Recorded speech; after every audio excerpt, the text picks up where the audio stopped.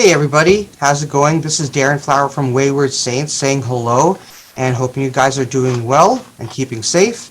I am going to talk to you about three artists that I love and three songs in particular that I love from these artists. And I listen to these particular artists a lot. So talk a little bit about Neil Young, okay, and the song Don't Let It Bring You Down.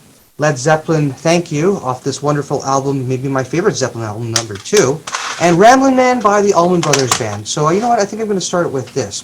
Ramblin' Man. The first time I remember hearing Ramblin' Man, thinking that it was a great song, was on some commercial in daytime TV. And I remember thinking, oh, okay, yeah, this is a pretty nice one. And I was a young kid, and I, at the time, didn't realize how important the Allman Brothers Band was going to become to me. But the first time I heard it was when I was a young kid. As I got into maybe my early 20s, a neighbor introduced me to Lynyrd Skynyrd, and I loved them until he got me into the Allman Brothers Band.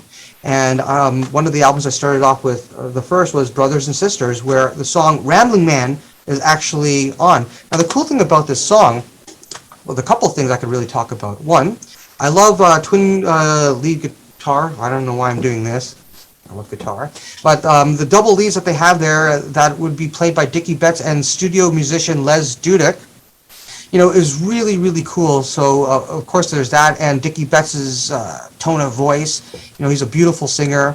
The interesting thing about this song is that it's credited to Dickie Betts, who doesn't share the last name of Allman. So, arguably, debatably, the most popular song by the Allman Brothers Band was actually not even written by an Allman, and I thought that was really, really cool. Moving on to Led Zeppelin, and this is Led Zeppelin 2, possibly my favorite Zeppelin album. I would say number 1 or number 2 would be like a coin toss, okay?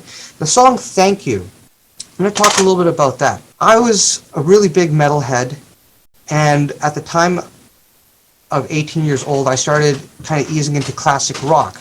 I had a Zeppelin album at 14. My mom made it a point to buy for me, but it didn't really connect with me at that time. But as I was getting a little bit older, 18, 19, I started kind of weaning off the metal. It'll always still be in me, but I started kind of shifting more into classic rock.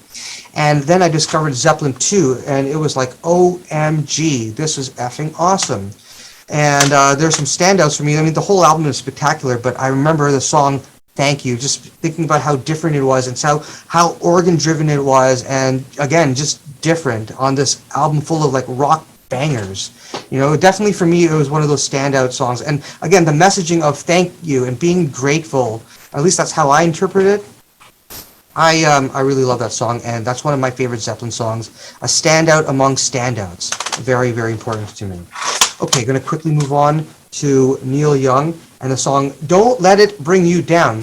And I have a little bit of a story behind this. The first time I heard the song must have been in, I don't know, 2000. I was a young high school kid, but I never heard the Neil Young version. I really love the movie American Beauty, and there is an Annie Lennox of the Eurythmics fame cover of that song. And I remember thinking it was a lovely song. This version was great. And a couple of years later, I clued into finding out that it was a Neil Young song. So I had to listen to it. So then I heard the Neil Young version, and you know, while I was getting into Neil Young as a little bit, you know, in my later 20s, got into Neil Young a little bit late.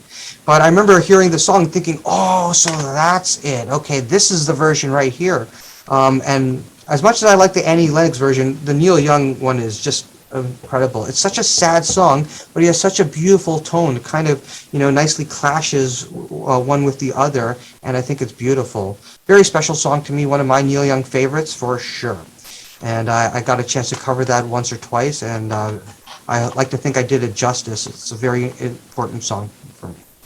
Okay, so, you know, I hope you hear a little bit of Neil Young, Led Zeppelin and Allman Brothers Band style of playing in Wayward Saints. I'm very much influenced by all three, and I can only hope and dream that you guys maybe hear a little smidgen of it in some of our songs, okay? Because I definitely keep them on my heart, in my heart, and I also keep them on my body. I made it a point to get an Allman Brothers Band tattoo. Where is that?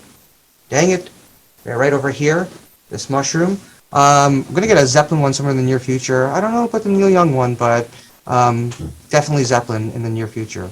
Anyways, I'm going to head on out of here. Thank you guys for watching this, and hope you had a great time doing it. Take care.